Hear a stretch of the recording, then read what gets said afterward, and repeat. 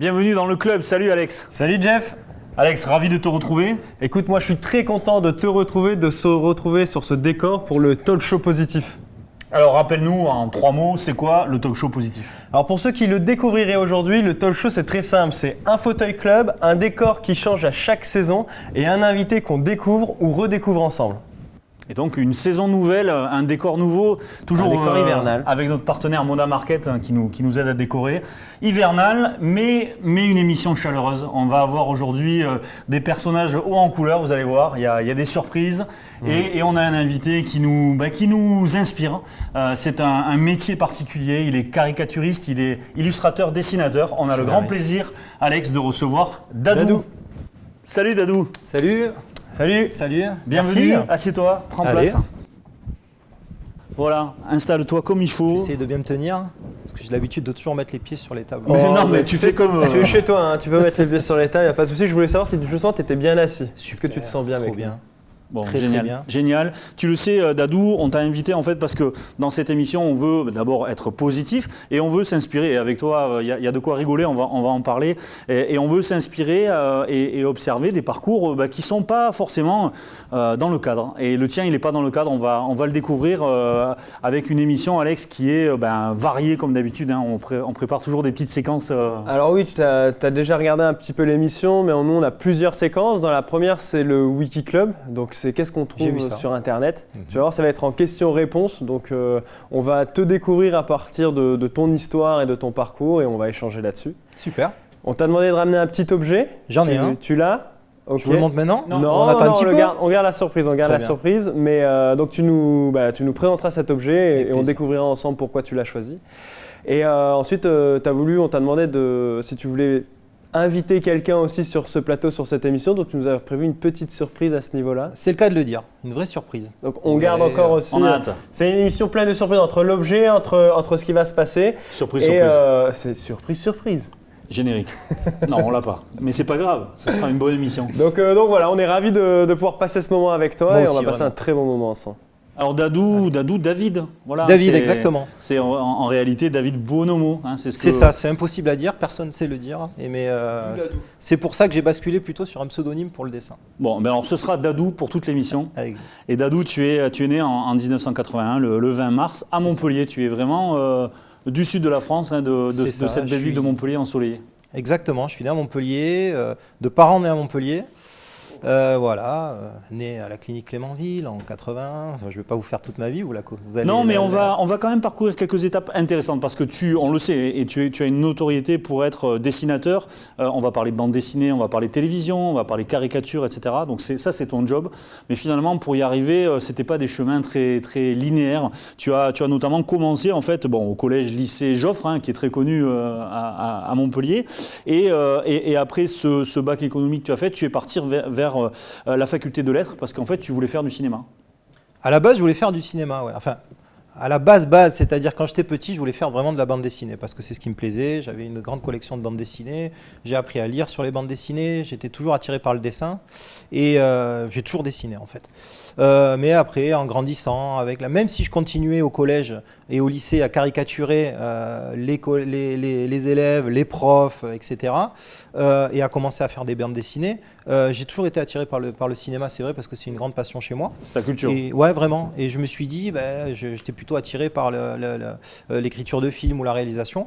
Et au final, quand je me suis dit, en fait, c'est bête, parce qu'en première année de fac, je me suis dit, en fait, fais du dessin, déjà d'une.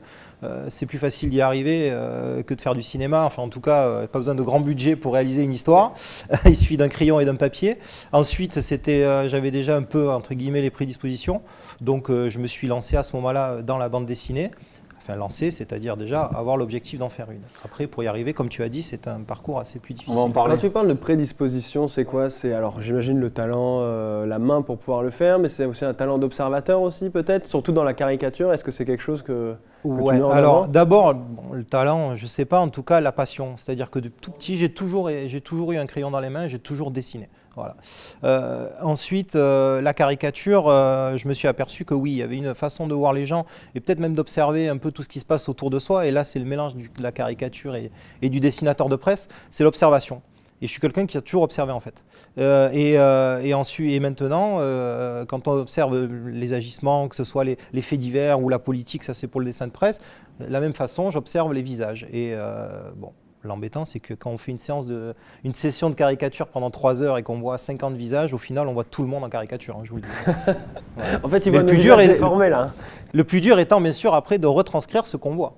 Et ça, c'est des années de travail. On va reparler de technique et effectivement, tu l'as peaufiné lors de ton passage aux arts plastiques. Mais juste pour comprendre, puisque finalement, c'est quelque chose et une idée que tu as depuis tout petit, les 2-3 auteurs ou BD phares qui t'ont quelque part fait un effet waouh où tu t'es dit, bah, c'est ce que je veux faire. Bon, déjà, j'ai appris à lire sur Boule et Bill. Boule et Bill, ok. Sinon, ensuite, qui est assez caricatural d'ailleurs, hein, c'est assez marqué comme. C'est ça. Et puis, ouais, bien sûr. Et puis, c'est la première, comment dire, la première fois qu'on commence à voir, quand on est petit, on commence à avoir des gags, à comprendre des gags, etc. Et ça, c'est très important. La première, c'est Astérix. Moi, Astérix, je suis tombé dedans quand j'étais petit. Astérix, Gaston Lagaffe. Après, quand j'ai grandi, je me suis plus tourné vers de l'humour un peu plus gras, un peu plus trash, qui était Villemain. D'ailleurs, c'est la première fois que j'ai rencontré, le premier auteur que j'ai rencontré en dédicace, c'est Philippe Villemain, qui fait les sales blagues de l'Écho à l'époque. Si vous ne connaissez pas, je vous encourage à le lire. Et en fait, je l'ai rencontré pour la première fois à la FNAC. Donc c'est assez rigolo parce que tout tourne autour de Montpellier et ça, on en reviendra sûrement après. Mais donc, première dédicace et la première fois que je vois un dessinateur en vrai, c'est Villemain.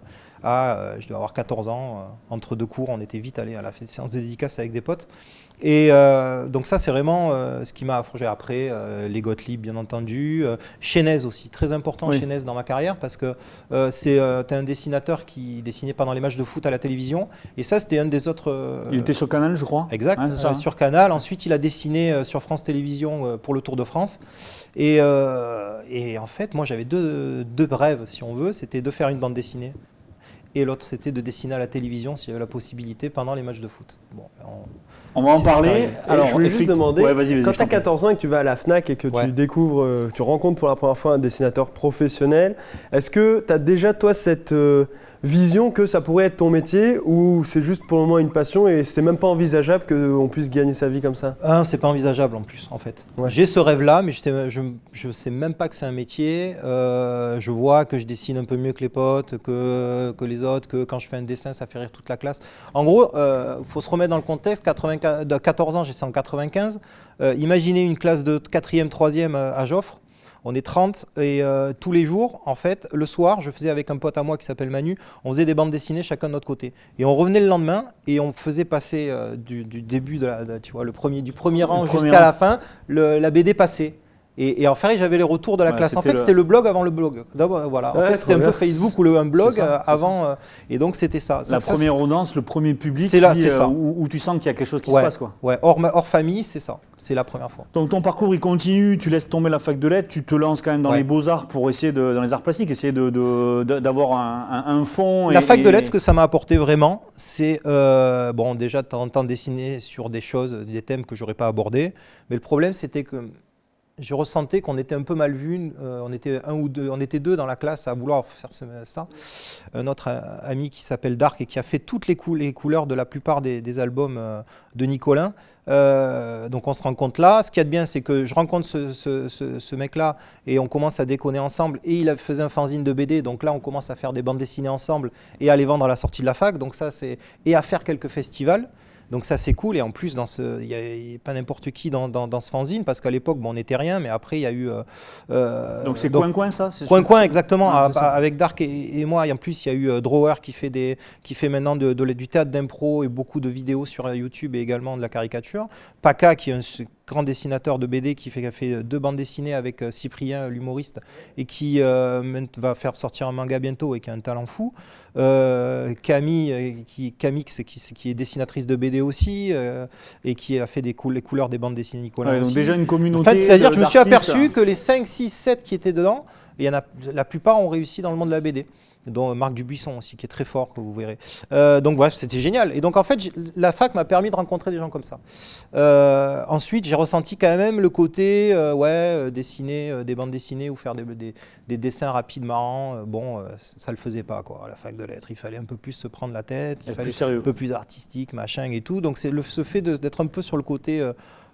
ça m'a un peu gonflé et au final, je me suis arrêté. Je me suis dit, bon, avec du boulot, je pense que tu peux y arriver. Je ne savais pas combien d'années ça mettrait, mais donc voilà. Donc ce que je me suis dit, je suis allé voir mes parents, je leur ai dit j'arrête mes études. Donc ils m'ont dit, bon, il va falloir quand même que tu bouffes maintenant. Heureusement, je viens d'une famille de commerçants. Quand je travaillais mal à Joffre, qu'il y avait des trimestres qui n'allaient pas, j'allais bosser dans le salon de thé de mes grands-parents qui était au Polygone à l'époque. Juste pour vos comment dire, téléspectateurs montpelliérains qui tenaient la Belle Farinière au Polygone à l'époque, donc c'est une institution. Et donc, moi, j'ai grandi là-bas, donc je savais ce que c'était que servir le commerce, etc. Donc, je me suis allé vers ça. Et en plus, je me suis dit, je commençais à avoir 20 ans, c'était un âge où tu as envie de voyager, tu ne sais pas ce qui va t'arriver. Donc, tu te dis, on ne sait jamais, si un jour je change de vie ou quoi qu'il arrive, comme c'est un métier difficile, les métiers artistiques, je me suis dit, tu ne crèveras pas de faim en tant que serveur. Tu pourras toujours travailler dans la restauration. Exactement. Donc, j'ai fait ça, encouragé par ma femme qui m'a encouragé. Je suis allé travailler avec elle sur Ballaruc-les-Bains et là, j'ai été serveur la journée et le soir. Et quand je rentrais, je dessinais. En fait, voilà, un peu comme un sportif qui s'entraîne, quoi. Voilà, tout simplement. Et je me suis entraîné pendant des années.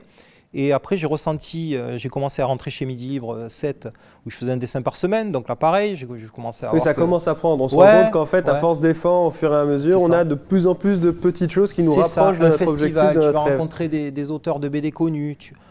Et c'est un exercice mental, parce qu'un dessin par semaine, voire après un dessin par jour, ça veut dire à chaque fois être capable d'avoir de la répartie, aller chercher l'humour, aller chercher les mots, y mettre l'image, peut-être caricaturer des gens que tu n'as pas l'habitude d'avoir en profil, etc. Et donc là, ça te muscle pour le coup. C'est simple, le cerveau, c'est un muscle. Ta technique et ta pratique, quoi. Ouais, et d'abord le cerveau. Et tu arrives à 2010-2011 où là, bon, tu as de quoi manger parce que tu travailles, tu as un double projet. Je bosse, et à côté, tu te dis, bon, mais là, il va falloir que ça explose ou pas. Ouais, je me dis, bon allez, t'as 30 ans, t'as encore la forme, parce que je sentais qu'avec l'âge, peut-être, il y avait moins d'envie, on ne sait pas. Et donc, je dis, j'ai la chance de vendre quelques dessins. En fait, j'ai d'abord un premier contact avec Louis Nicolin, par l'intermédiaire d'une personne qui va devenir ensuite l'éditeur de ma première BD Nicolin. Louis Nicolin cherchait des dessins pour son musée, et il tombe sur mes dessins, et donc voilà, et il m'en a pris. Et je l'ai eu, en fait, ce qu'il y a de fou, c'est que j'ai Louis Nicolin le 31 décembre 2010 au téléphone, pour la première fois. Et donc, je vous raconte rapidement l'anecdote. Bien sûr, bien sûr. 31 décembre, moi, je ne sais pas trop encore si je vais m'arrêter. Et ce soir-là, exceptionnellement, je ne faisais pas un 31 décembre fiesta. Je faisais un 31 décembre en famille, avec toute ma famille, repas, etc. Et je reçois un coup de fil de cet ami qui me dit, voilà, je suis avec Louis Nicolin, il a vu tous tes dessins, il va te les prendre, il adore, je te le passe. Et donc, je me retrouve au téléphone avec Louis Nicolin. Moi, Montpelliérain de naissance, fan de la paillade, fan de foot. J'ai toujours aimé Louis Nicolin sans le connaître, c'est-à-dire que je me retrouvais quand j'allais au stade, j'étais dans les tribunes en bois à l'époque de la Mosson que tu as dû connaître, et donc en face il y avait Louis Nicolin, il était sur le banc de touche, je regardais plus Louis Nicolin que le match, et donc je me retrouve avec Louis Nicolin au téléphone qui me dit écoute, j'aime tes dessins, je te les prends tous, incroyable, super, génial, et d'ailleurs, et c'est là que Louis Nicolin était, et c'est là que je me suis aperçu que c'était quelqu'un en plus d'exceptionnel, c'est-à-dire qu'il n'oublie jamais rien. Visionnaire aussi, peut-être? Alors visionnaire, ça je le savais depuis, je m'en doutais, mais là surtout, visionnaire peut-être par rapport à moi, peut-être, j'en sais rien, ouais, ça fait toujours bizarre de le dire soi-même, parce que bon, mais en tout cas, oui, je pense que oui, et en même temps, qu'il n'oublie jamais rien, et ni personne, peu importe l'importance des gens, et ça que j'adore chez lui. C'est-à-dire que quand je lui dis, vous avez vu mon nom de famille, ça vous dit rien, et quand il voit mon nom de famille Bionomo, il me dit, mais c'est un rapport avec en fait, le président du club de foot de Montpellier, de Juvénal à Montpellier. C'était un club de foot. Pourquoi je te dis ça? Et je vous dis ça parce qu'en fait, le fait de rencontrer Louis Nicolin, moi j'ai grandi aussi, ce que je ne vous ai pas dit, mon grand-père paternel était président du club de foot de Juvénal. Il a créé. Et donc j'ai baigné dans une ambiance où j'avais un grand-père président de club historique de Montpellier. Hein, ouais. Et donc je me retrouve, moi j'ai grandi avec un grand-père président de club de foot amateur, un père entraîneur. Donc en fait, quand j'ai rencontré après Louis Nicolin et qu'on a eu des liens et que j'ai rencontré également la famille et le club, en fait finalement c'était naturel parce que j'ai grandi là-dedans à moindre échelle. Et il se souvenait bien sûr de mon grand-père, il a commencé à me ressortir truc, c'est incroyable parce que Louis Nicolin, je m'en suis rendu compte après, il rencontre 10 000 personnes par jour. Il y a un peu d'autobiographie quelque part dans la façon de croquer et de raconter la paillade. C'est pour ça que c'est important, ouais. C'est pour ça que je vous le dis aussi maintenant, c'est vrai. Et donc je me retrouve là et je me dis bon, Le soir, j'arrive, je me lève à un moment donné en plein repas et je leur dis voilà, à toute ma famille, bon, je vais me donner 1 an, j'arrête et je me donne 1 an pour réussir dans la BD, ou en tout cas dans le dessin. Et donc, le 1er janvier 2011, je décide d'arrêter la restauration, je me lance dans la BD. Enfin, je me lance dans le dessin, donc quelques caricatures par-ci, etc. Et arrive la finale de la Coupe de la Ligue Montpellier-Marseille, où Montpellier se retrouve en finale. On venait de remonter, on est remonté. On ne parlait plus trop de Montpellier depuis quelques années, la Ligue 2, et puis on l'a remonté. Et les médias recommencent à reparler de Louis Nicolin. Et je vois qu'à chaque fois, ils parlent de Louis Nicolin, et les gros mots, et les sorties, et les machins. Et les phrases, et les répliques, et les phrases, etc. et les trucs. Je dis quand même, Louis Nicolin, c'est pas que ça. Déjà, je le savais personnellement, parce que j'ai toujours vu Louis Nicolin aider les clubs amateurs de football, dont celui de dont Juvénal. La générosité. Tout ça. J'ai dit, Louis Nicolin, c'est pas que ça. C'est un mec exceptionnel. C'est avant tout un type qui a créé un club. Et puis tout le développement du club. Parce que le développement du club, les féminines, c'est le premier. C'est le seul président qui avait la 99% de son club, etc., etc. Puis bon, voilà quoi. 5000 salariés dans son groupe. N'en parlons pas, on pourrait faire une émission de 10 heures. Et je dis quand même. Et là, je commence à au moins me remémorer des anecdotes sur Montpellier. D'abord, focaliser sur Montpellier héros. Puis finalement, je me suis dit non, en fait, c'est Louis Nicolin, le héros de ta BD. C'est lui le personnage. Et donc là, je commence à montrer des planches à l'ami qui nous avait mis, dont je vous parlais tout à l'heure. Il dit ah, c'est énorme, je l'édite, si tu veux. Et là, on est en juin, donc 2011. Et la BD doit sortir en octobre. Donc je me retrouve à faire une BD en 3 mois, que normalement c'est 6 mois. Et en fait, j'avais jamais fait de BD de ma vie finalement, à part une planche par-ci, une planche par-là. Donc je me suis enfermé jour et nuit là-dedans. Et des BD en 4e aussi, qui passaient dans toute la classe à chaque fois. Ne l'oublions pas. Voilà. Et dans certains... mais là, c'est vrai que c'est un vrai chantier où tu dois structurer ton histoire, où tu dois vraiment rentrer dans un métier professionnel. Complètement. Et je dois écrire la BD qui n'est pas écrite, parce que c'est que des gags par-ci par-là. La dessiner. Donc c'est toi qui fais tout le scénario Scénario, dessin et dialogue, j'ai tout fait. Les couleurs, c'est donc Jules d'Arc, la personne avec qui j'étais à la fac. Lui aussi, pareil, il a fait un travail de fou, il s'est retrouvé à travailler. Parce que les couleurs, c'est un vrai métier à part. Ah ouais, et puis moi, ça me gonfle. Ah ouais, d'accord. Ah ouais. Ah non, je me sens pas. Quand je fais une BD, je préfère être à fond sur le dessin et les dialogues. Ah ouais, c'est plus important. Le colorier, je le ferai déjà moins bien que mes coloristes.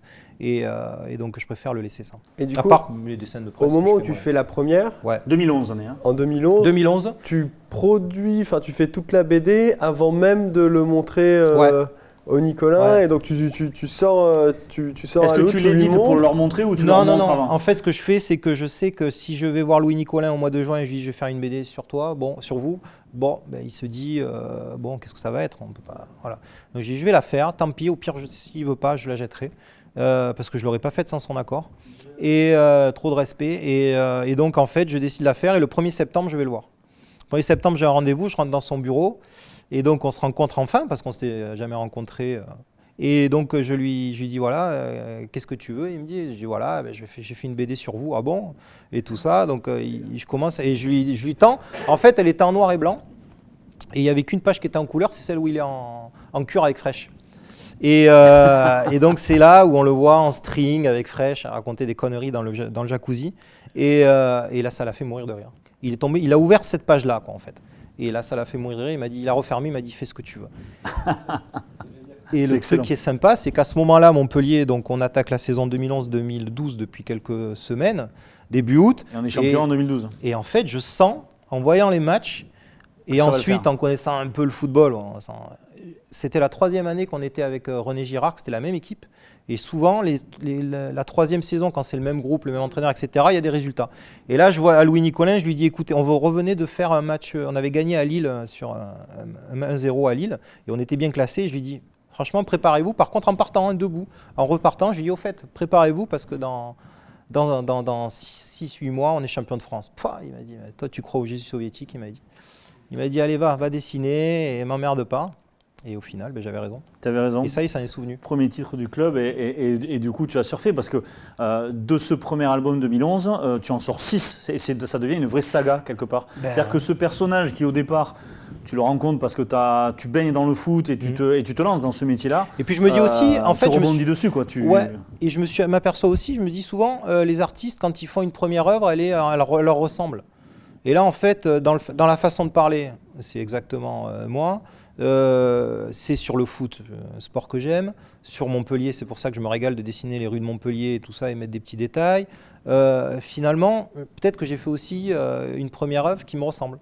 Avec un aimant qui s'appelle Louis Nicolin, que tout le monde connaît, et bon, là, qui est parti, qui a un hommage le jour de ses 74 ans, à la 74e minute à chaque match, etc.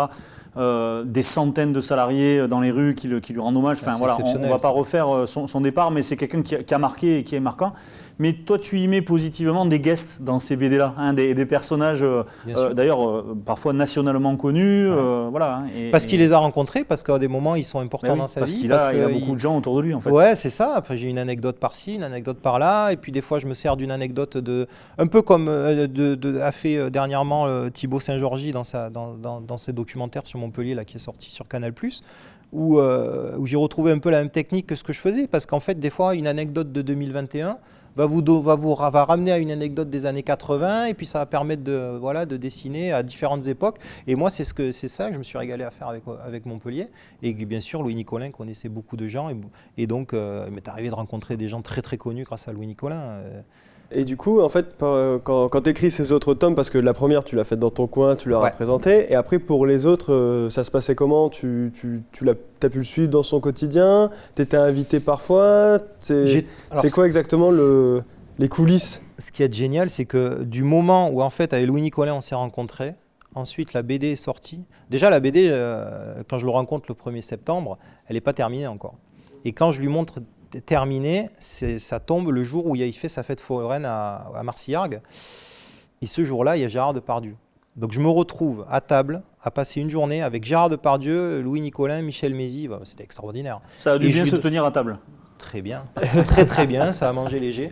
Et je lui montre la BD terminée pour qu'il me donne son accord, lui, Colette, Laurent, Olivier. Et en même temps, je lui ai demandé d'avoir la préface de Gérard Depardieu. Donc je me retrouve, moi, il y a 6 mois serveur, face à Gérard Depardieu, qui se retrouve à lire ma BD. Il a lu surtout les passages où il était présent, parce qu'il est quand même présent dans la première. Il referme, il me dit c'est très drôle, j'ai lu beaucoup de scénarios, mais ça c'est vraiment très drôle et tout, donc ça fait super plaisir. Et puis derrière, la BD sort, elle marche, et je me retrouve après avec Louis Nicolin, on s'envoyait des textos tous les jours. Dès que je faisais un dessin, je lui envoyais, il me prenait partout. Je me suis retrouvé à des endroits géniaux. J'ai vécu donc le titre dans les coulisses.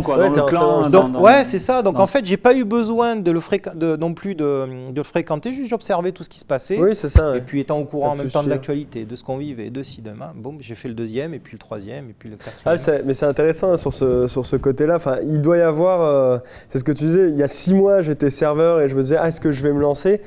Quand on ramène pour la première fois sa BD à Louis Nicolin, voir un peu quand il la lit pour la première fois, il doit y avoir une certaine pression. Quand on se retrouve à table avec ces gens-là aussi. Tu as l'impression de jouer un peu ta carrière parce que moi, j'ai senti ça. Je me suis dit quand même, je ne pensais pas qu'elle aurait ce succès-là, cette bande dessinée, mais par contre, je me suis dit, c'est peut-être une première marche, quoi. Si tu sors une bande dessinée, s'il est OK, ça peut être génial, mais pas dans le but, c'était juste dans le but de voir ce que ça fait de sa passion, quoi, de dessiner tous les jours. Il y a un élément fort, et notamment pour les entrepreneurs potentiels qui nous regardent, c'est le fait de se dire à un moment donné, je vais travailler. Et donc tu t'es dit, je me donne un an, je me donne un objectif, et je produis. Tu as travaillé. Et tu es venu montrer un travail. Tu n'es pas parti de rien, quoi. C'est ça aussi, là, quelque part, le secret de cette histoire-là. Alors, souvent, on me dit, ouais, mais tu as un don, donc c'est comme ça. C'est souvent les réactions que me disent les gens quand ils me voient dessiner, que ce soit en dédicace ou quoi. Je dis, ouais, peut-être j'ai un don dans le don. Le don, c'est peut-être que quand j'ai visité les premières fois des festivals de BD, que je voyais des dessinateurs pros dessiner devant moi, rien qu'en les observant, j'étais capable de le refaire. D'accord, le mimétisme. Ça, voilà, c'est ça. Il y a un mimétisme, il y a peut-être j'apprends beaucoup plus vite que n'importe qui. Je suis capable de faire. Si vous allez prendre peut-être 20 heures de dessin, moi peut-être qu'en 20 minutes j'y arriverai. Ce que vous apprendrez, je ne sais pas. Mais en tout cas, sans travail, impossible. C'est-à-dire que j'ai jamais travaillé autant que dans le dessin. C'est sans travail, on n'y arrive pas, que ce soit dans le dessin ou dans d'autres domaines. Parce que moi, je viens de la restauration et j'ai été, que ce soit ma famille ou ma belle famille. Famille de travailleurs. Ben grave. En fait, c'est ça, c'est que j'ai appris à travailler. Il n'y a pas de secret, c'est le boulot, le boulot, le boulot. Donc, ayant fait des saisons où on travaillait sans regarder, derrière, faire une bande dessinée, c'est très difficile. Mais je suis habitué à mettre ma vie de côté pour un objectif et pour ça. Et je pense que la plupart des entrepreneurs, c'est ceux qui vraiment travaillent, qui ne regardent pas leurs heures et qui font ça. Voilà. Et pour les entrepreneurs aussi, ce que je retiens dans ton histoire, c'est que tu es passé à l'action avant d'être légitime, entre guillemets. Tu n'as pas attendu d'être adoubé par les Nicolins pour pouvoir faire quelque chose. Tu as d'abord agi et c'est parce que tu l'as fait que tu es devenu légitime et qu'après, finalement, tu as pu rentrer. Parce qu'il faut croire en soi, je pense. Quand même. Il y a quand même une part où il faut croire en soi, il faut se lancer pour voir. De conviction. Et pas avoir de regrets, c'est aussi ça aussi. Et puis tu es resté à ta première idée, c'est-à-dire ce que tu avais envie de faire jeune. Ça, je crois que c'est important. Peut-être. Et cette histoire de Nicolas, elle va peut-être finir, en tout cas, ou se poursuivre, avec encore une autre dimension, puisqu'on sait qu'il y a un nouveau stade qui va être construit pour le club. Plutôt côté sud de Montpellier, et il y a un musée Louis Nicolin qui va être ouvert. J'imagine que tu auras ta place, entre guillemets, via tes œuvres. En tout cas, mes œuvres sont déjà dans le musée de Marcillargues. Donc ça sera aussi là un moment fort, j'imagine, pour toi d'aller voir ça, quoi.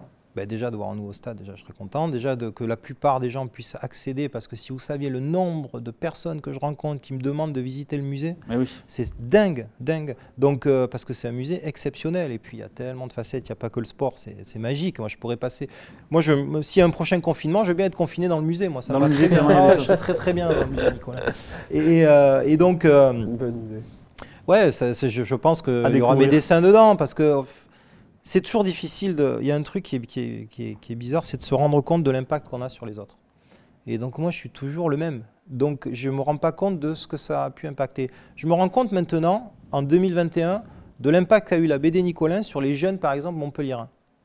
Ceux qui avaient de 8 à 15 ans, maintenant, ils ont 8 ans de plus, ils ont la vingtaine, ils sont en majeur. Et en fait, il y en a plein qui me disent, mais la BD Nicolin, pour nous, c'était un peu leur Astérix, quoi. C'est ça, c'est et donc, ça déjà, ça fait super bizarre. Et ensuite, d'avoir aussi marqué un peu, entre guillemets, à ma façon, l'histoire du MHSC, ça aussi, ça me fait vachement plaisir. Et c'est incroyable, quoi. Donc tout ça, j'ai du mal à m'en rendre compte, mais je pense que, voilà, pour revenir au musée, oui, sûrement, il va y avoir des œuvres dedans, je pense. Merci pour cette première partie d'émission. Merci. On va faire une petite pastille qu'on a l'habitude de faire, Alex, hein, c'est l'objet. C'est le moment de l'objet. Ah, bien sûr. Alors il tient dans une poche. Ah, il tient dans une poche. Ouais, ce que je vous ai amené, en fait, c'est le premier goodies qui avait été fait après la BD Nicolin, mais c'est tellement symptomatique, c'est symbole, je veux dire, pardon, de mon parcours. C'est un décapsuleur Nicolin. C'est-à-dire que ce qu'on disait tout à l'heure, je vous le montre. Voilà. Ce qu'on disait tout à l'heure, c'est que donc j'ai été serveur, donc on va dire qu'en 2011, enfin même en 2010-2011, en 6 mois, 1 an, je suis passé de décapsuler des bouteilles pour les gens de Ballaruc qui venaient en terrasse à avoir avoir le premier décapsuleur tiré de sa bande dessinée. Donc je trouve que c'était un bon symbole de mon évolution, voir l'espace que voilà. Donc voilà. Je vous le montre. Mais merci, c'est symbolique. Ce qui va nous intéresser dans la suite de l'émission, c'est de comprendre aussi que derrière, ça a enclenché, ça a démarré ton histoire. Quelque part, ça t'a installé en tant que professionnel de la bande dessinée, de l'illustration. Voilà, tu as notamment, alors on va parler d'une autre BD qui touche un autre personnage coloré, mais on peut d'ores et déjà dire aussi que voilà, tu travailles avec Eurosport notamment. Donc ton deuxième rêve, hein, c'était de faire de la caricature et de dessiner en live à la télévision, notamment pendant les JO, les derniers Jeux Olympiques. Là, Dernièrement, c'était les Jeux Olympiques. Ouais. C'est-à-dire que j'ai grandi devant la télé, je me régalais sur Canal+, à regarder les matchs de Division 1 à l'époque où il y avait Chénès qui dessinait sur Canal. Ce qui permettait à chaque fois de voir un dessinateur, moi c'était tout le temps marrant en plus, et en même temps des fois quand le match était un peu pourri, ça permettait un petit peu de se changer la tête. Ah ouais, parce que je me souviens d'une purge d'un Montpellier-Nîmes 0-0, je ne sais plus en quelle année. Et heureusement que chaque fois on attendait le dessin de Chénès, je me souviens tellement que c'était une purge ce match.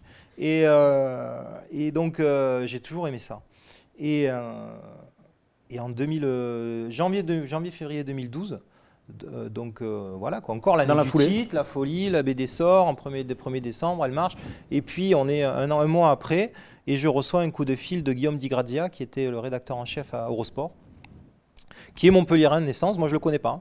Et il m'appelle, et en fait, il était descendu à Noël à Montpellier en famille, et il est tombé sur la BD Nicolin, ça l'a fait hurler de rire, et à ce moment-là, il lançait une émission qui allait s'appeler Les Rois de la Pédale, sur le cyclisme à Eurosport, et il cherchait un dessinateur. Et donc, il demande mon numéro au MHSC, il m'appelle et on a parlé, il a commencé, il me dit est-ce que tu es capable de dessiner sur le vélo? Je dis bah ouais, pourquoi pas, quand on est capable de dessiner sur l'actualité sétoise, on peut dessiner à la rigueur sur le cyclisme, je me suis dit, même si ça faisait longtemps que j'avais lâché le cyclisme. Et donc voilà, il m'appelle, on a parlé 5 minutes de l'émission, on a parlé 2h30 de Montpellier, Nicolin, ah toi t'étais à tel lycée, tu sortais là, ah ouais, lui tu le connais, machin, bref. Et donc j'ai attaqué là et je me suis rentré à Eurosport et j'y suis depuis 2012. Et donc en fait spécialisé dans le cyclisme, donc tous les grands tours, toutes les courses, les Paris-Roubaix, les machins. Et en même temps le football, la Coupe de France de foot. Et donc c'est marrant parce que c'était quand même la coupe que préférait Louis Nicolin. Et en même temps le vélo qui est un monde que je ne connaissais pas du tout et qui est un monde incroyable. Et, très coloré aussi. Très coloré, ça m'a permis de faire 2 Tours de France sur place en 2017-2018, magique. Et ça a été un moment extraordinaire. Et là, dernièrement, les JO de Tokyo. Et du coup, quand on fait cet exercice-là, et c'est un peu ce qu'on disait en début d'émission, qu'on doit très rapidement avoir une inspiration, quelque chose comme ça se passe comment? C'est une fulgurance? C'est ça en fait. C'est-à-dire que c'est complètement différent de la BD finalement. Moi je dis oui, mais bon en fait c'est un exercice totalement différent. C'est complètement nouveau. C'est l'instantané déjà. Instantané, j'ai 1 minute pour écouter ce qui se dit, trouver un truc rigolo, le dessiner, que ça passe à l'antenne.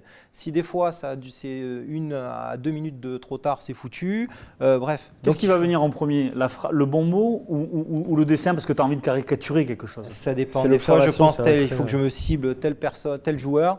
Donc je vais me focaliser là-dessus et derrière la vanne va venir. Des fois ça va être tiens il se passe un truc à l'antenne. Souvent en cyclisme c'est ça qui est bien parce qu'on traverse des paysages, des villes, tout ça. Donc ça va être le village ou alors la personne qui est née dans le village. Tiens bim ça me fait telle idée donc je vais la dessiner. Ça peut être un fait de course.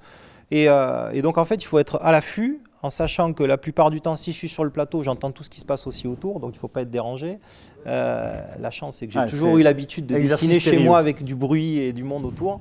Donc c'est complètement différent de la BD. La BD vous êtes peinard, vous avez 6 mois pour la faire. Bon ben c'est du travail intensif mais isolé, vous pouvez vous tromper, vous pouvez revenir, etc. C'est complètement différent. Complètement différent aussi de la caricature où il y a une personne qui s'assoit devant moi et en 5 minutes je dois la dessiner. Et là, si vous vous plantez, la personne, elle le voit, vous prenez la honte directement.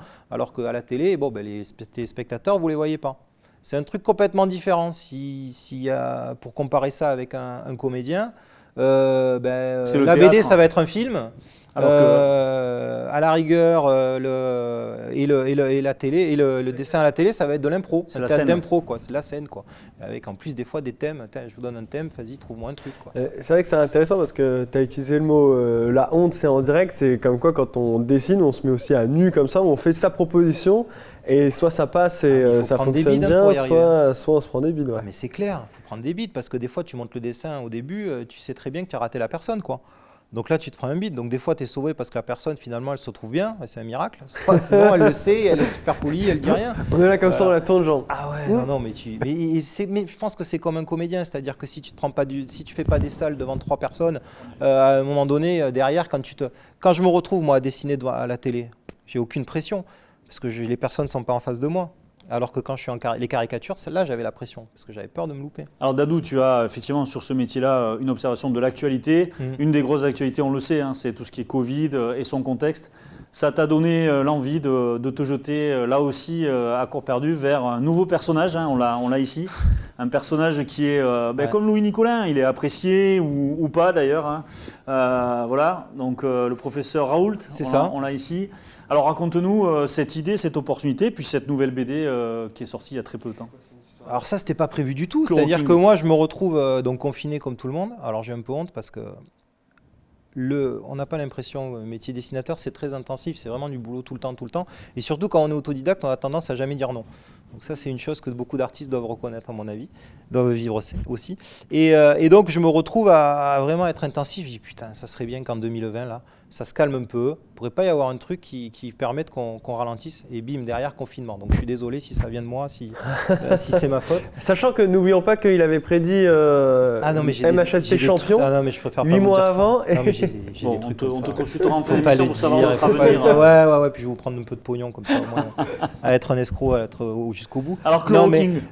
Chloroking, confinement, donc tout s'arrête. La télévision, tout tout s'arrête et je me retrouve à faire ce que je faisais au début, c'est-à-dire dessiner sur ce que j'ai envie, quand j'ai envie, comme j'ai envie, sans avoir de demande. Et donc, je commence à dessiner sur l'actualité, donc l'actualité du Covid et tout ça, et puis je poste 1, 2, 3 dessins par jour sur Facebook et ça fait marrer, machin. Et un jour, je poste un dessin où je fais Raoult, parce que tout le monde le dessinait, mais j'ai eu l'idée, je ne sais pas pourquoi, de le dessiner en dealer de chloroquine marseillais, en survette, claquettes, chaussettes, etc. Qui parle c'était le jour où Macron lui rendait visite à l'IHU. Donc on voyait toutes les images, BFM Télé, CNews, machin. Et donc je dessine comme ça et je fais le dessin où lui, il est sur le banc en train de cracher. Il fait « Tu cherches de la chloro, frère ?» Et en fait, ce dessin, tout le monde le partage. Mais je me retrouve, j'en reviens pas du succès. Et moi, je prends goût à dessiner ce personnage-là comme ça. Je me dis, tiens, c'est une bonne façon peut-être de raconter tout ce qui nous arrive sur le Covid. De manière moins grave. Bah, bien sûr. Mais en plus, c'est ça. Alors des fois, on a tendance un peu à l'oublier, mais le but quand même, moi, les films qui me font le plus rire, ce sont les films qui prennent un sujet comique et qui, bien sûr, on va pas faire quelque chose de réaliste, on va partir vraiment dans la folie, dans l'exagération et tout ça. Donc je décide de raconter le Covid à travers un Raoult dealer de chloroquine. Mais à toutes les échelles, c'est-à-dire que ça va être ce que nous, on a comme réaction, nous, personnes lambda, avec notre réaction face à ça, donc les supermarchés, etc., la peur, le confinement, comme les puissants, comme au niveau international et national. Donc je m'amuse. Et je décide de faire cette bande dessinée sortie du confinement. Donc je l'écris pendant le confinement, je la dessine au moment où tout le monde se déconfine, moi je me reconfine.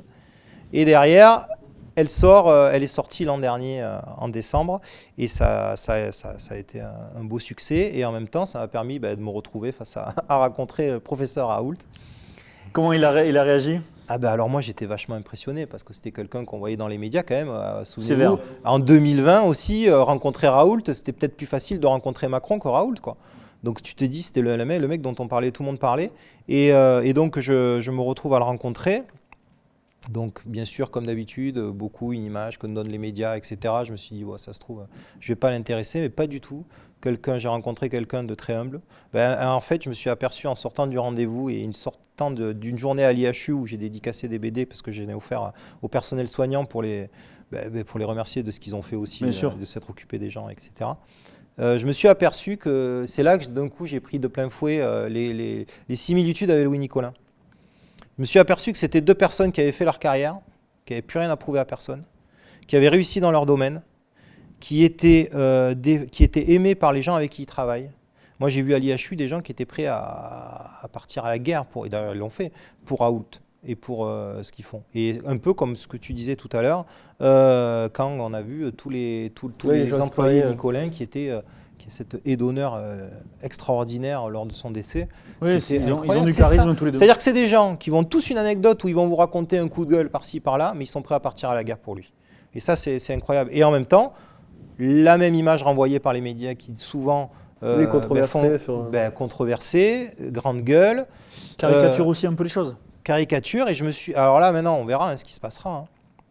Je n'ai pas trop d'avis là-dessus et je n'ai pas envie d'en parler. Mais je me suis aperçu que Louis Nicolin, du moment où la première BD est sortie jusqu'à son décès, les gens qui ne le connaissaient pas vraiment parlaient de Louis Nicolin et même certains médias d'une façon un peu, mais genre le mec du Sud, rigolo, grande gueule, voilà, pas pris au sérieux. Et au final, maintenant, ça fait 4 ans qu'il est décédé. Le prisme a changé. Complètement, parce qu'on se rend compte que déjà c'était un président hors norme. Moi je le savais, toi aussi, vous aussi, parce que vous êtes montpelliérain et vous le connaissez, mais c'est un président hors norme qui manque énormément au football maintenant, que maintenant on a basculé dans un football moderne, pas à Montpellier heureusement, mais dans les autres clubs et dans les autres villes, et même au niveau européen et international, dans un foot on est nostalgique, et finalement on s'aperçoit qu'il avait raison sur beaucoup de sujets, et qu'il est regretté. Et peut-être que... Et puis il y a un regard... On verra ce qui se passera avec lui, mais j'ai reçu la même chose. Il y a un regard enfantin, artistique aussi. On se rappelle, je ne sais pas si tu te souviens de l'élection où Chirac a été pendant 2 ans suivi par les Guignols à l'époque, et son image très politique, etc., avait changé. Et quelque part, il avait eu un regain de sympathie grâce au fait d'être caricaturé. Donc c'est un phénomène comme ça. Et peut-être que moi, je suis une génération où... alors c'est pour ça, on va parler un peu d'humour, si vous voulez. Je trouve qu'actuellement, on a un problème avec l'humour. On le sait depuis quelques années, que ce soit avant les attentats de Charlie Hebdo. C'est plus touchy qu'avant, quoi. Ben ouais, pourquoi? Alors déjà, il y a une génération qui n'a pas eu la même, entre guillemets, éducation humoristique que nous. Ou que moi, de ma génération. Tu parles de Coluche, j'imagine. Coluche, c'était encore un peu. Ouais, je suis un peu la génération après Coluche, mais bien sûr, tu connais tout Coluche. Mais non, mais c'est-à-dire qu'on allumait la télévision et on avait les nuls, les inconnus, déjà. Tous les soirs, vous aviez sur Nulle part ailleurs une flopée d'humoristes pendant 2 heures. Même sur la 1, on avait Coucou c'est nous à l'époque ou des trucs comme ça, il y avait des humoristes. Les studios Gabriel, vous aviez des humoristes. Et il y avait déjà des humoristes et ça déconnait tout le temps, ça se prenait pas au sérieux et en même temps, il y avait les guignols tous les soirs. Et donc quand les guignols tous les soirs, vous avez un regard sur l'actualité et on est habitué au second degré à pas se prendre au sérieux, à chambrer, bref, comme si en fait ça devenait naturel. Aussi. Complètement, complètement. Et là, tu penses là, tu observes que là, 2021, c'est plus le cas. Ben non, parce que déjà d'une, la télé, elle n'a pas la même liberté qu'avant. Ensuite, et puis on n'ose pas parce qu'on a peur de froisser. Peut-être que l'humoriste est plus professionnel aussi, c'est plus un business peut-être qu'avant. Avant, il était peut-être plus libre. Ça, je sais pas si c'est vraiment un business. En tout cas, les humoristes, en tout cas, la plupart, à la base, on a reçu Chicandier la dernière fois. Des Chicandiers, il n'y en a plus beaucoup. Non. Donc ça, d'ailleurs, c'est peut-être pour ça aussi qu'il est sur YouTube et qu'il n'est pas. Et qu'il a des millions de gens qui le suivent parce qu'il est plus, il est plus libre. Oui, ouais, mais là, je parlerai même pas j'irai même pas jusqu'à est-ce qu'on donne côté censure, je parle plutôt des personnes qui sont de l'autre côté de l'écran et qui regardent ce qu'ils ont, les armes pour comprendre l'humour. Nous, on les a eues parce on s'est tapé des humoristes tous les jours pendant des années. Donc, à un moment donné, le second degré, tu l'as. Après, est-ce que les nouvelles générations l'ont de la même façon que nous? Pas sûr. Nous, il n'y avait pas de oui mais quand on était... jamais. C'était ça déconne, c'est comme ça, et puis si tu n'aimes pas, tu zappes ou tu machin. Là, on fait oui, mais attention, il faut penser à... Si on commence à penser aux gens que l'on peut blesser, machin, il ne faut pas d'humour, on arrête. Et du coup, toi, c'est vrai que dans ton travail, quand tu écris, quand tu fais des scénarios et ce genre de choses, t'es inspiré par ce que tu es en train de nous dire, justement, cette envie aussi de montrer une autre facette de l'humour ou d'éduquer sur l'humour, de voir des choses comme ça? Alors j'ai envie surtout dans les bandes dessinées, en plus comme on a totale liberté, je me lâche et j'aime bien. Et ça se trouve, je pourrais faire des choses où je me lâche encore plus. J'essaye de ne pas me censurer. Je fais attention où je poste aussi. Par exemple, quand je fais des dessins de presse, s'il y en a qui sont un peu plus trash ou un peu machin, j'ai pas envie de m'emmerder 3 heures à avoir des messages d'insultes sur Twitter. Il y a des trucs que je mets sur Facebook, sur Instagram que je mets pas sur Twitter. Sur Twitter, j'ai pas envie de parce que déjà, je suis pas quelqu'un d'insensible, donc ça me touche. Même si on m'insulte, ça me touche. Donc j'ai pas envie de perdre mon temps à avoir. Donc je préfère même pas. Il y a des trucs que je sélectionne. Je sais qu'on peut plus sur certains trucs faire sans avoir de polémique, donc j'ose pas. Mais sinon, pas de censure, non, j'ose pas. Je préfère pas faire la chose que faire un truc à moitié, quoi. C'est ce que disait le loup sur ce qu'on avait tout à l'heure. Adoucir, je préfère... Adoucir mes propos, je préfère encore fermer ma gueule. Ouais, c'est ça. J'adore cette phrase. C'est ce qu'il y avait écrit là. C'est ça le faux cul, je préfère encore fermer ma gueule. Ouais, j'ai pas envie d'être faux cul dans le dessin. Il y a du bon sens là-dedans. Ouais, complètement, bah oui. Mais Louis Nicolin, il y avait toujours que du bon sens. Alors Dadou, c'est un métier très solitaire, je savais pas ça. Qui est le tien. Tu es en vase clos, tu travailles dans ton coin parce qu'il faut besogner quelque part pour après avoir le fruit, le vrai résultat, le succès. Il n'y a pas d'employé là. Mais tu as l'esprit collectif d'abord parce que tu aimes le sport et aussi parce que tu aimes bien mettre en valeur d'autres artistes et tu nous as fait une surprise aujourd'hui. Ouais, je vous ai fait une surprise parce que souvent quand on me regarde dessiner, j'ai souvent entendu, surtout chez les gosses, c'est de la magie. Parce qu'on voit rarement quelqu'un, on voit souvent le résultat, on ne voit jamais quelqu'un dessiner. Et donc c'est de la magie, on me dit à chaque fois. Et donc pour me rendre compte de ce que vivent eux, moi ce qui me fait rêver, c'est la magie tout simplement. Donc je vous ai fait venir un magicien. Un magicien, Ben Emmerich. Exactement. Qui va nous rejoindre sur le plateau et que je vais rejoindre dans notre petit salon, Alex. Et du coup, je te quitte quelques instants. Tu me quittes pour rencontrer Ben et pendant ce temps-là, moi je donne un petit challenge à Dadou. C'est de peut-être nous faire en direct, bien, Ben. de pouvoir nous dessiner quelque chose.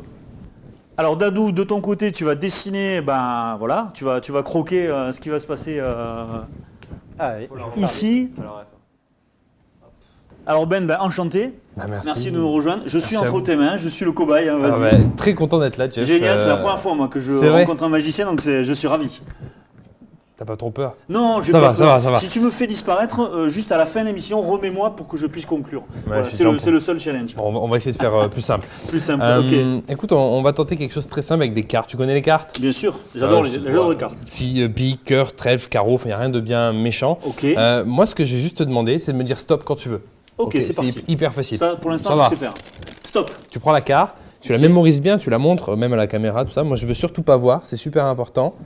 C'est bon? Et une fois que c'est fait, je vais te laisser le jeu. Tu vas la remettre là où tu veux dans le jeu Ok. et tu mélanges. Et je mélange. C'est super. Ouais, je veux vraiment pas Tu savoir. veux entendre les cartes qui se mélangent, ok. Ah ouais, tu fais ça super bien. Ouais, je Écoute, suis déjà, sur non, mais micro. rien que le son, je trouve ça magnifique. Ouais, tu vois, c'est bon? Voilà, ça y est, c'est Tu as fait ça super bien. Voilà. Là, on est d'accord qu'à ce moment-là, pour moi, c'est super compliqué de retrouver la carte. Bah oui. Déjà parce que je ne l'ai pas vue, de 1. Et 2, toi, tu as mélangé les cartes, tu ne sais pas du tout où elle est, Non, c'est très là, compliqué. je suis incapable de la retrouver. Mais j'ai beaucoup de chance parce que j'ai mes cartes club. D'accord. C'est Ça- quoi les cartes club? Ah bah, je vais te les montrer. C'est ça que t'attendais que Et je voilà, dise. regarde, c'est les cartes club. Hop.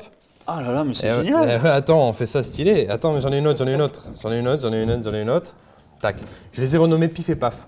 D'accord. D'accord, voilà, c'est mes deux acolytes que Ok. j'utilise régulièrement. Et là, bah, c'est mes cartes club. En plus, pour l'occasion, j'ai dit, il faut faire un truc. Bah merci pour Carte la club. dédicace déjà. Bah, c'est cool, mais c'est surtout qu'en plus, moi, elle m'aide à retrouver. Avant de venir à l'émission, je les ai un peu drivés. J'ai dit, bon, Tu les as je vous laisse, envoûtés. ouais, je vous laisse dans le jeu, mais il faut que vous m'aidiez à retrouver la carte parce que moi, je ne pourrais pas le faire moi-même tout seul. Tu vois. D'accord. Donc, Non. je leur ai dit, il faut que vous m'aidiez à retrouver la carte. Mais il faut quand même les aider. Est-ce que tu peux juste leur dire quelle était ta carte? Moi, j'écoute pas, tu vois. Tu leur dis, ouais, tu parles aux Donc cartes. là, je peux leur dire. Tu leur dis, moi, j'écoute pas. T'écoutes Bla, bla, pas, bla, donc, bla, bla, c'était bla, le bla, cas de bla, pique. bla, bla, bla. C'est bon? Ouais, Je ça y est. peux- c'est Ouais, bon. elles ont entendu. Parfait. Mais écoute, c'est elles maintenant qui vont retrouver la carte. Est-ce que je peux te prendre Pif, s'il te plaît? Pif, alors c'est lui, Pif. Perdu, c'est pas t'as une chance Ah, sur deux. d'accord, Non, ok. non, mais pas vrai. Je vais la remettre au début du jeu, tu vois, vers le haut, et on va mettre la deuxième, donc paf, vers le bas. Tu vois, ce qui fait qu'ils sont à deux endroits différents du jeu. On les voit bien, les deux. Ils sont bien différents. Hop, en haut, en bas. Donc pif, paf, et pouf, la carte au milieu. On sait pas trop où. Bon, j'avoue, la blague du pouf n'était pas super. Non, mais si, dans mes poufs, non, d'accord, c'est cool. ok. Et en fait, si tu veux, les deux, moi je les ai dressés pour qu'ils m'obéissent au doigt et à l'œil. D'accord. Et il suffit que, bon, ça c'est pif, ça c'est paf, plus je les rapproche avec mes doigts, plus Ouais. ils se rapprochent dans le jeu. Extraordinaire, je te montre. Là, t'as vu, j'ai déjà bien avancé. Hein. Ah non, mais là, ils sont proches. Ah, déjà. attends, c'est proche, Ouais, mais ouais. j'ai pas fait jusqu'au bout. Je te Ouais. montre ce qui s'est passé. Donc, tu vois, Pif était au début du jeu. Et comme je les ai rapprochés, forcément, lui s'est rapproché dans le jeu. Tu vois, mais il est là, Pif. Il s'est rapproché de Paf, qui lui était à la fin du jeu. On est d'accord. C'est quand même assez sympa. Je continue, ouais, mais je continue. On va essayer d'aller retrouver ta carte maintenant.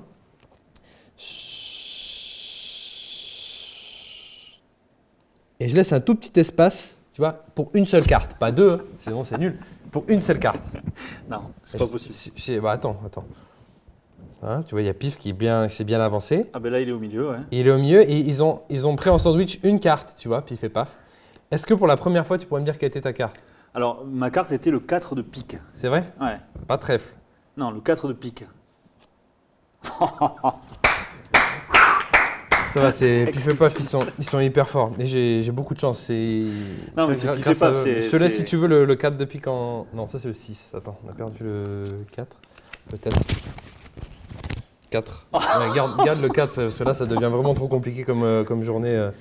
Je vais te laisser juste le 4, ça suffira. Bon, on va pour ça. recevoir Pif et Paf à la prochaine C'est émission. ça. Ah bah ouais. C'est eux les stars. Mais je t'en laisse un. Regarde, je te laisse Pif et Paf. Ça sera maintenant les nouvelles stars de ton émission. Merci. Pif et Paf. Génial. Voilà, Alex. Ben, merci, Ben. On Merci applaudit. beaucoup. Génial. Alors Ben, d'abord il faut qu'on apprenne, hein, Dadou, merci de l'avoir invité parce que là j'imagine que c'est un tout petit échantillon de ton talent. Tu es magicien mais pas que, tu es aussi mentaliste. Voilà, donc raconte-nous ton quotidien, comment tu t'es lancé et c'est quoi ta vie professionnelle? Magicien mentaliste, je travaille beaucoup aussi en communication. Alors ça paraît un peu bizarre comment on peut lier les deux. En réalité, donc, magicien, faire simple, ça ressemble à ça. D'accord. J'aime bien faire des choses très interactives, très dynamiques, avec une relation en fait avec les gens. J'aime ça. Ok. Échanger avec les autres. C'est ce qu'on appelle du close-up, ça, Ouais, c'est ça? c'est du close-up, c'est Ok. vraiment magie de proximité. T'avais Donc jamais vu ça s'appelait en direct. quoi, au grand public, dans des spectacles, dans les entreprises, Beaucoup, etc., ouais, quoi. beaucoup en restaurant, soirée Restaurant. événementielle, dans plein de typologies d'événements. Après, il y a le mentalisme. Souvent, les gens pensent que le mentalisme, c'est cette capacité à lire dans les pensées des autres. Et très franchement, si je pouvais faire ça, je ne serais pas là. J'aurais deviné le numéro du loto et je me serais tiré. Il y a une série américaine qui est Voilà. très connue, qui Et s'appelle Le Mentaliste. Et on comprend qu'en fait, il a des techniques. C'est et top. pas, voilà. C'est top parce que vraiment, C'est pas mal. ça a donné une belle image et une image un peu plus réaliste en tout cas à tout ça. Et donc oui, c'est beaucoup d'observation. T'en parlais tout à l'heure, l'observation. Donc il y a un trait commun avec Dadou. Bien sûr, mais tout ce qu'il a pu raconter est quand même assez proche du magicien, du mentaliste, même de l'artiste, je pense en général, qui est proche des gens, notamment avec la caricature. Mais donc voilà, c'est plus un travail qu'on va avoir sur la personne, les questions qu'on va pouvoir poser, comment le corps se comporte, pas mal de lectures, ce qu'on appelle la lecture à froid.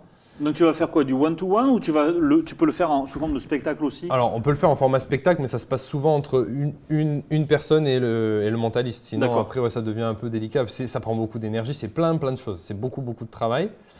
Et après, comment on peut relier ça à la communication? Oui. Alors, en fait, il se trouve que la magie, moi, j'ai jamais vu ça comme… Enfin, j'ai jamais vu ça. Si, je l'ai vu à un moment, mais ça s'est rapidement transformé en quelque chose de particulier. Tout à l'heure, les enfants, ils disaient, c'est magique ce que tu fais. Oui. Et pourtant, les gens associent souvent la magie au tour. Et pourtant, lui, il n'a pas fait un tour. C'est-à-dire, il n'a pas fait disparaître son stylo. Il a une technique, tout simplement. C'est juste, voilà, c'est quelque chose qui s'est dégagé chez la personne, chez ses enfants, qui ont juste dit, waouh, mais c'est incroyable ce qui vient de se passer, c'est pas explicable. C'est une émotion qui a été ressentie. Et donc ça, c'est magique. Et donc finalement, de voir la magie comme ça crée des émotions et ça suscite des émotions chez des gens. Eh bien, on peut utiliser ça, moi j'utilise ça en communication. C'est-à-dire, on peut mieux communiquer grâce à ça. Donc, je ne sais pas, une entreprise qui veut par exemple mettre en avant un produit, au lieu de dire voilà, c'est notre nouveau produit et que ça tombe un peu dans le flot de tous les produits. De tout ce qui tombe, c'est de le faire de façon originale, avec dégager vecteur d'émotion. Ouais, d'être vecteur d'émotion et que ça marque en fait, c'est un souvenir. Alors, ce que tu es en train de nous dire, c'est que ce qui est magique quelque part, que ce soit un dessin, un tour, et puis parfois un événement, ce qui nous arrive dans la vie, c'est quelque part de se dire ça me paraît pas possible, ou en tout cas moi je pourrais pas le faire, et je le vois, et c'est pour ça que les artistes, les sportifs, etc. sont si inspirants. Mais parfois c'est les chefs d'entreprise, nous on a des gens qu'on a reçus sur ce fauteuil-là, on va pas parler d'argent, mais on va parler de succès, c'est-à-dire que quelque part ils entraînent après derrière de la création d'emplois, du succès, des histoires, et parfois on se dit c'est magique ce qu'il a pu créer, quoi, et on en est là. Donc tu es en train de dire que c'est une technique et une manière de raconter les choses aussi. La magie, c'est une espèce d'état d'esprit, où c'est une émotion qui se dégage. Il y a un célèbre magicien américain qui s'appelle Albert Goshman qui disait la magie, elle n'est pas dans les mains du magicien, mais elle est dans l'œil de celui qui regarde. Donc en fait, ça veut tout dire. Ça veut dire que la magie, en fait, c'est pas moi qui l'a créée. Elle se crée chez la personne. Et c'est pareil en fait dans tous les arts, dans tous les. Bon là, il y a quand même Pif et Paf. Ouais, non, mais là, Pif et Paf, ils ont fait le truc. Là, c'est truqué. Alors Ben, il faut que tu saches que Alex voulait faire un petit challenge de magie, mais j'ai mis le veto parce que si tu veux, on commence déjà à avoir un niveau de ridiculité, un mot qui n'existe pas. Hein. Oui, mais tu l'as, mais bon, tu peux le tenter face caméra. Ouais, vas-y. Dadou, t'es prêt? Voilà. Voilà. Incroyable. Bon, donc ça c'est fait. Tu sais que tu as la version encore plus forte, je te montre. Hein. Voilà. Les deux se sont échangés. T'as pas vu, mais c'était non, mais c'était léger. D'habitude, je mets une bague comme ça, tu vois, mais là, j'avais pas le temps, donc j'ai pas fait, mais. Pas mal. Celui-là, il est bon. Celui-là, tu me le fais à 3h du matin, celui-là. Celui-là, il va être bon. Et là, t'es comme ça. Donc, c'est là où il faut avoir du deuxième et du troisième degré. Voilà, c'est ça. Mais du coup, Ben, pendant que je te raccompagne et je te dis merci de ta venue et on te retrouve. Il va partir en volant, t'inquiète pas. Il va partir en volant et on va claquer les doigts, il va disparaître. En fait, je vais laisser Alex entre les mains de Dadou parce que Dadou, tu as un petit challenge à lui proposer. Tu vas pouvoir nous rejoindre parce que je crois que vous êtes les stars. Il va pouvoir nous présenter ce qu'il a fait. Allez, j'arrive. Un petit dessin, rapido. Merci Ben. Merci à vous. Un petit dessin sur la magie, un tour qui pourrait te faire aussi si tu veux. Ben Emmerich, le magicien qui fait disparaître aussi les vêtements, si tu veux. Bah oui, je suis à poil, j'avais pas vu. Excellent. Je fais rapide. Un petit challenge, vous voulez? Un petit challenge sur Alex. Ouais, moi à la rigueur, comme j'ai vu que tu avais un énorme talent de magicien, extraordinaire. Il y a un truc, hein. C'est du travail, attention. Et on va voir si tu as un talent de dessinateur. Est-ce que tu serais capable de dessiner, à la rigueur, je peux te le montrer si tu veux, comment on dessine Louis Nicolin. Je veux bien, tu me montres et j'essaie de refaire la même chose. Allez, hop, ça c'est à Lego. Ah bah tiens, ça tombe bien. Welcome Dadou, ok, je te laisse le remettre. Hop.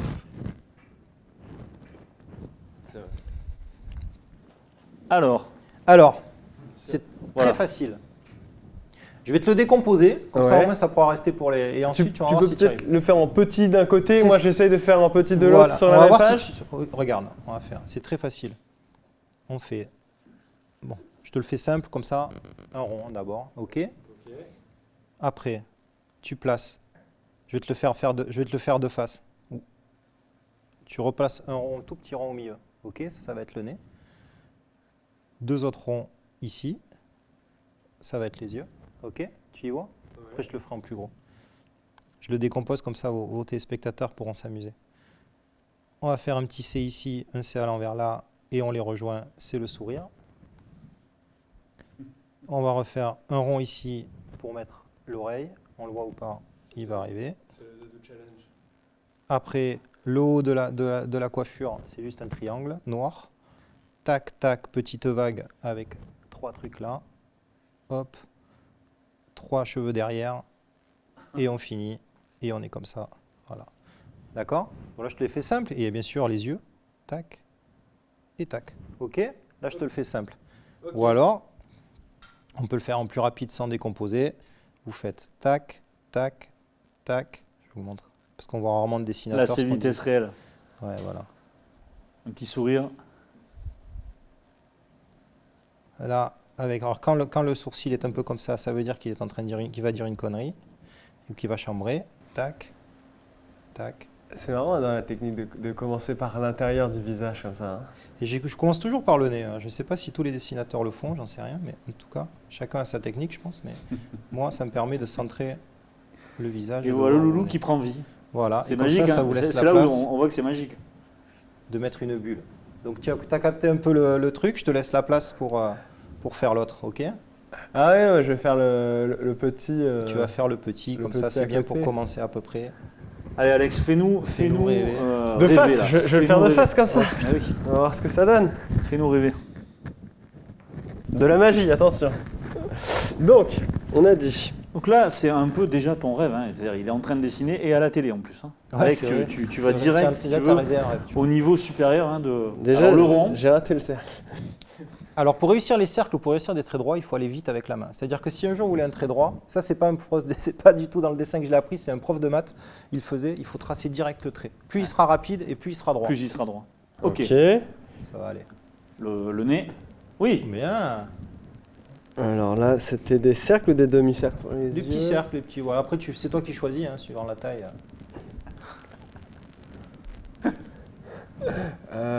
T'es bien parti là. Ensuite, c'était les sourires. Ouais, les deux petits C que tu rejoins. Ça permet de. Ok. Ensuite, c'était. Les yeux, l'oreille, Il y avait, choisir. Après c'est toi qui sens aussi. Hein. Il faut que tu le l'oreille. sens toi. Hein. les deux centres des yeux. Oh là là, c'est Ah, horrible. Oui, là, on est bien. Là. Ah, c'est une grosse oreille. Là. C'est... Oh, bon. Non, mais Là, c'est laisse-le François en l'état. Bayrou là. C'est- Ça y est, t'as lâché. Non, j'ai pas Ça y est, lâché. on t'a perdu. On m'a dit de le sentir. Non, mais tu le sens. Mais c'est exceptionnel. Et c'est là où on se rend compte, parce que on peut le comparer. On est dans l'art, hein, c'est une forme d'art, on est d'accord. C'est le 9e art, hein, Voilà, c'est de l'art, le hein, 9e art. totalement, bien sûr. Et on est combien à avoir vu des œuvres qui semblent ultra simplistes, Bah ouais. tu vois, dans des musées, et on se dit, bah, en fait, je pourrais le faire, je pourrais en tout cas essayer, etc. Et on se rend compte là sur un exercice ultra simple. T'as jamais fait de cours de BD, j'imagine, ou de dessin. J'ai fait 6 ans. T'as fait D'art 6 ans de moderne. dessin. Ouais, bah regarde. Mais continue, continue alors. Bon, ouais, Bon, voilà, on se rend compte ça que donne ça. Moi, j'ai mis beaucoup de temps à me rendre compte que tout le C'est monde ne très savait pas difficile. dessiner. Et ça a été très emmerdant parce que je me suis pas du Donc tout. il y a une je vraie savais pas. question d'aptitude quand même. Ah ouais, moi c'est le regard des autres. Je me souviens, c'était il y a longtemps, c'était ma femme qui m'avait dit mais attends, tu te rends pas compte que tu sais dessiner et que c'est. Bien sûr. Tout le monde. Moi je pensais que tout le monde savait le faire. Pour moi c'était pas difficile puisque je le faisais depuis tout petit. Voilà. Bah là c'est bien. Dadou, Voilà. merci. On va passer à la dernière partie de l'émission. Oui. Ce sont tes actus aussi. Hein, donc, D'accord. tu es toujours à la télé. Tu as effectivement, on le répète, un Chloro King. Toujours d'actualité Chloro King parce qu'en fait on est encore dedans à fond dans le Covid. Et je m'aperçois d'une chose maintenant, 1 an après qu'elle soit sortie, c'est que la plupart des gens ont oublié exact tout ce qui s'est passé du mois de mars jusqu'au mai 2020, le premier confinement, tout ce qui a découlé. Ouais, en fait, la vie on a continue, tout donc oublié. on... Donc c'est un bon moyen de se remémorer aussi De aussi se les couacs remémorer qu'il y a cette eu, période très bizarre ouais. et que tu as pris avec humour. Bah oui, ce qu'il faut, franchement. Un spectacle avec une humoriste connue qui est en train de percer, La Bajon. Un livre, voilà. Elle Un m'a livre. fait participer. Ouais. Moi, je ne monte pas sur scène. Oui, d'accord. J'ai illustré son livre qui est sorti dernièrement aux éditions du Cherche Midi. Elle a écrit un bouquin, si vous aimez ces sketchs qui passent sur Elle a un Internet. humour très focalisé Énorme. sur Elle le balance métier grave. juriste, avocat, etc. Et ben là, on revient aussi à ce qu'on disait tout à l'heure. Coluche, Chicandier et La Bajon, elle balance aussi sur tous les sujets, sur tout le monde. Ça, j'ai adoré. Elle voulait que j'illustre. Elle avait lu Chloroking, elle avait adoré. Donc, elle m'a demandé si je pouvais faire quelques dessins pour son dernier bouquin. J'ai lu son texte. Une 60aine de dessins m'en sont venus. Je lui ai proposé. Ils ont tout pris. Et donc, c'est sorti. C'est à hurler de rire, vraiment, son livre. Et donc, je vous le conseille. Génial. Écoute, voilà, on peut d'abord te remercier parce qu'on a passé, c'est vraiment une illustration pour le coup de l'économie, de la vie autour de Montpellier, de la région du Sud, de Marseille aussi avec eux. Et puis au quotidien sur les réseaux sociaux, tu croques le président, Tout le monde. et tout le monde, toute y l'actualité de notre vie au quotidien. Quelque part, C'est ça. tu y jettes un regard, tu y mets ton talent et tu vas raconter d'autres histoires. Ça fait que 10 ans finalement que tu es lancé dans C'est ce mon métier, métier-là ça fait et que 10 ans. J'ai l'impression tout que ça jeune. fait 100 ans, mais ça fait que 10 ans. Ouais, je suis tout jeune, merci. Ouais, je débute. Et, Si tu devais rêver un projet, Ce serait quoi la un suite? projet Qu'est-ce que tu aurais d'enfer, envie de quoi. faire? Voilà, quelque le chose- projet d'enfant, ce serait écrire un film qui se fasse, etc. Ça, c'est sûr, ça, c'est le cinéma, toujours, j'y pense. Peut-être écrire. Ah, là, c'est j'ai- quand même resté beaucoup dans Ah, l'esprit, toujours. Ah ouais, ce ouais, petit bien côté-là, sûr. Ouais, mais carrément. ce côté scénariste. Bah ouais, écrire une histoire, parce que maintenant, en fait, le fait d'avoir. Alors, le truc, c'est que le fait de tout faire tout seul, à un moment donné, on a du mal après à déléguer. Ou alors, j'aimerais bien participer, parce que comme tu disais tout à l'heure, je suis un homme d'équipe. Moi, à la base, j'aime le sport, je suis un mec de bande. Mais finalement, ce métier est tellement solitaire qu'au final, après, les projets, tu les travailles tout seul. Donc, après, j'aimerais faire des collaborations avec d'autres dessinateurs dans le milieu de la BD, humoristique ou pas.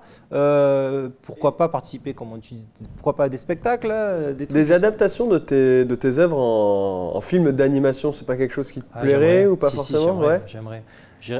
De le voir prendre vie C'est un comme petit ça rêve parce que sur j'ai toujours l'écran. des rêves, alors je préfère les annoncer parce qu'on ne sait jamais si un jour Bien sûr. il serait. Et C'est puis, comme ça que ça se normalement, lance. dans 8 mois, ça se réalise. Non, c'est ça le C'est truc. ça le délai apparemment. Très bien. Donc, c'est en fait, non, c'est que on parlait tout à l'heure du stade Louis-Nicolin. Et ça fait très longtemps que quand je relisais mes bandes dessinées de Loulou, je me suis dit, ça, c'est un truc qui peut être adapté en petite animation rapide. Et donc, je rêvais la dernière fois aussi de pourquoi pas faire une animation, on ne sait jamais, pour le stade ou pour tout ça autour, qui reprendrait les moments importants et les scénettes de mes l'histoire du BD club, en animation. J'aimerais vraiment. beaucoup, surtout qu'il beaucoup. y a de quoi faire à la fois dans le L'appel sud de et la l'enfant. France, mais aussi en France en général. Dans ces métiers-là, on a beaucoup de talent dans ces films d'animation. Ouais, et puis en plus, bon, après le truc, c'est que j'ai tellement de projets. Moi, je pourrais avoir 10 000 projets par jour, donc après, j'aurais jamais le temps de tout faire, mais ça fait partie, ouais, j'ai des choses que je pense. Donc l'animation, un film, pourquoi pas, d'autres bandes dessinées. Après, c'est beaucoup de travail, la bande dessinée, c'est vrai que c'est. Dadou, merci. Alex, merci. Merci à toi aussi. Vous l'avez compris, on a illustré aujourd'hui un parcours de quelqu'un qui avait une idée tout jeune. Il a fait son parcours, il a eu quelque chose de sinusoïdal et qui maintenant est en train d'exploser. On te souhaite tout le meilleur, on te dit un gros merde, hein, ça ferait une belle illustration Ouais, c'est vrai, d'une on va le bulle faire. de loulou. Et puis merde, Ouais, voilà. merde. Je le dessinerai pas. Et, moi, et à bientôt, peut-être pour une prochaine, pourquoi pas, avec notre invité que tu pourrais venir croquer. On a quelques idées en commun, ça pourrait être N'hésitez pas, moi, je suis toujours ouvert à tout, vous savez. Avec Merci plaisir. beaucoup. Merci à vous de nous regarder, de regarder Le Club, cette émission qui est là pour inspirer ce talk show positif.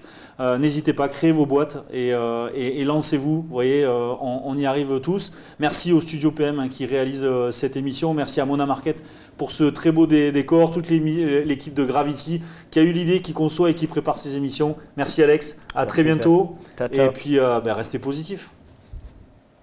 Ciao.